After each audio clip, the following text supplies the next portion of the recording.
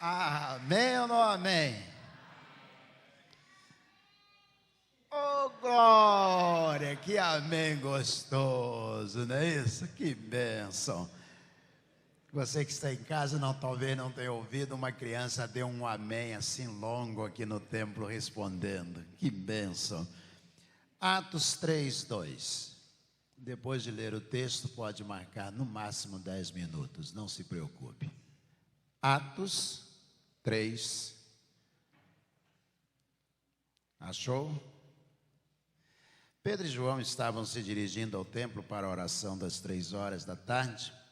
Estava sendo levado um homem coxo de nascença que diariamente era colocado à porta do templo, chamada Formosa, para pedir esmolas aos que entravam. Quando ele viu Pedro e João que iam entrar no templo, pediu-lhe que lhe dessem uma esmola. Pedro, fitando-o juntamente com João, disse: olhe para nós. E ele os olhava atentamente, esperando receber alguma coisa.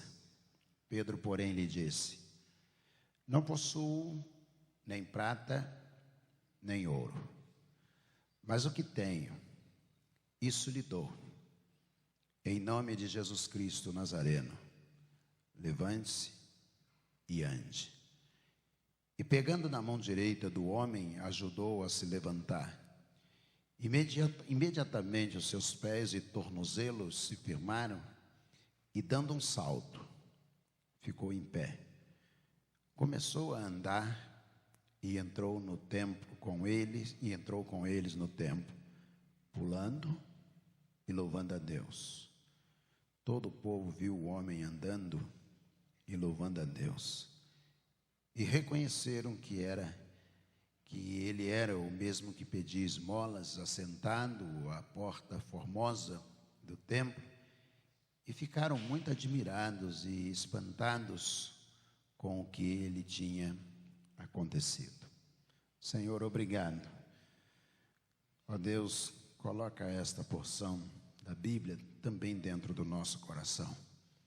É a nossa oração, em nome de Jesus, o nosso Senhor. Amém. Gostaria de refletir com os irmãos sobre o que é que realmente resolve. Vou repetir. O que é que realmente resolve? Um homem aleijado é levado para ser colocado à porta do templo e provavelmente ele pensava que alguma esmola pudesse resolver o seu problema. Ele está à porta do templo e ele tem 3 possibilidades. A primeira possibilidade é o templo. Muitas pessoas, quando querem resolver os seus problemas, pensam: eu vou ao templo, vou entrar no templo, eu vou cantar, eu vou dedicar, eu vou resolver o meu problema no templo. Mas ele percebeu que isso por si só não resolveria o seu problema, tanto é que ele estava à porta do templo e ali ele permanecia, porque não acreditava que pelo simples fato de entrar no templo, o seu problema fosse resolvido. A segunda possibilidade que ele tinha era pedir ajuda às pessoas que entravam no templo. Há muitas pessoas que acreditam que se pedirem ajuda às pessoas que vão ao templo, elas terão seus problemas resolvidos. Quantas pessoas dizem a você, ou você que está em casa ouvindo a mensagem, quantas vezes você vê alguém indo ao templo e diz: ora por mim? Você acha que as pessoas que vão ao templo, elas podem resolver o seu problema? Você acredita que quem está entrando no templo talvez tenha condição de resolver o seu problema? E aquele homem, a sua segunda possibilidade, a primeira era ele entrar no templo, a segunda seria pedir ajuda àqueles que entravam no templo. Então, ele esmolava, ele mendigava, ele pedia às pessoas que entravam no templo, acreditando que o recurso financeiro que qualquer deles pudesse dar-lhe, ou dar-lhes, no caso de mais de um, poderia resolver o seu problema. Quantas vezes nós pensamos a mesma coisa? Quem sabe, se alguém puder me ajudar financeiramente, vai resolver o meu problema. Mas quando ele olha para o apóstolo Pedro e João, eles estão entrando no templo, ele tem a segunda possibilidade dele bem clara. Ele olha para eles dois e ele diz: vocês podem me dar alguma coisa? Eu preciso de algum recurso financeiro. Vocês podem me dar uma esmola? Porque eu preciso que vocês possam me ajudar. Muitas vezes, quase sempre, nós pensamos assim: se eu tivesse dinheiro, meu problema estaria resolvido. Se alguém pudesse me emprestar um dinheiro, o meu problema estaria resolvido. Se o banco pudesse me emprestar, o meu problema estaria resolvido. Mas a segunda possibilidade, ela é desafiadora no tempo que nós vivemos. E aí ele pede, e ele vai perceber que Pedro e João não podem atender a segunda possibilidade dele, que é o dinheiro. Ele olha para eles dois e diz: me deem vocês dois alguma coisa. E Pedro olha para ele, e a primeira parte da declaração do apóstolo Pedro é frustrante para aquele homem. Pedro olhando, diz, fitando os olhos nele, os dois olhando para ele, Pedro diz a ele: eu não tenho prata e nem ouro.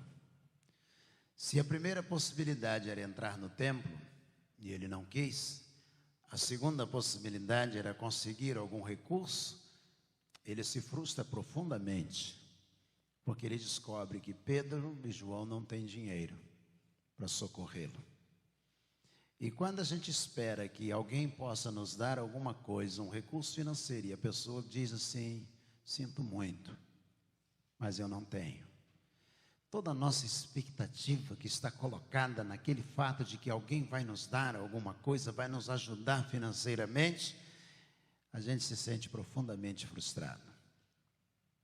Mas Pedro apresenta a ele uma terceira possibilidade. Pedro diz a ele: eu tenho uma coisa que pode te ajudar, pode resolver o seu problema. Em nome de Jesus Cristo, levanta e anda. A primeira possibilidade de entrar no templo, provavelmente ele sairia da mesma maneira. A segunda possibilidade, se ele recebesse uma esmola de Pedro e João, ele voltaria para casa com algum recurso financeiro, mas continuaria aleijado e esmolando e mendigando da mesma maneira. Mas a terceira possibilidade, que é Jesus, quando a gente consegue entender que quem resolve a vida da gente é o próprio Jesus, a solução é para sempre. Jesus olha para ele e diz: eu não tenho ouro nem prata, mas o que tenho, isto te dou. Em nome de Jesus, levanta e anda. Estendeu a mão, o homem segurou a mão. Antes ele queria só uma moeda, agora ele recebeu a mão do apóstolo Pedro. Pedro segurou, colocou de pé, e diz a Bíblia que ele entrou no templo pulando.